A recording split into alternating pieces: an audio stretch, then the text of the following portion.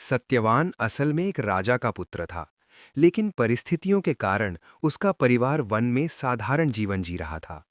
वो रोज जंगल से लकड़ियां लाता, माता-पिता की सेवा करता और बिना किसी शिकायत के अपना कर्तव्य निभाता।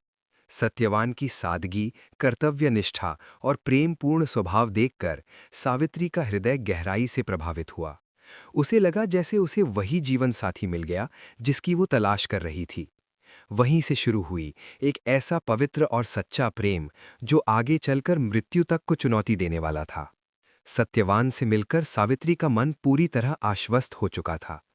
वो महल लौटी और अपने पिता राजा अश्वपति को सब कुछ बताया। पिताश्री, मुझे मेरा जीवन साथी मिल गया है। उसका नाम सत्यवान है। राजा ने तुरंत ऋषियों और विद्वानों को बुलाया और उसी समय वहां देवर्षि नारद भी आए। राजा ने उनसे सत्यवान के बारे में जानना चाहा।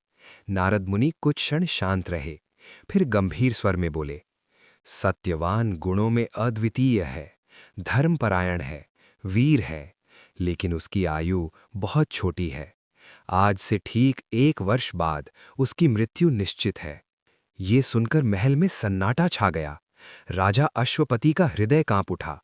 उन्होंने तुरंत सावित्री से कहा, बेटी, कोई और वर चुन लो, मैं तुम्हें दुखी नहीं देख सकता। लेकिन सावित्री का मन अडिग था। उसकी आंखों में आंसू थे, पर आवाज दृढ़। पिताश्री, एक बार जिसे मन और आत्मा से अपना मान लिया, उसे छोड़ना मेरे लिए संभव नहीं। सत्यवान ही मेरे पति होंगे, चाहे भाग्य कुछ भी लिखे। नारद मुनि ने सावित्री की दृढ़ता और प्रेम देखा। उन्होंने राजा से कहा, राजन, ये कन्या असाधारण है। इसका संकल्प बहुत महान है, इसे मत रोकिए।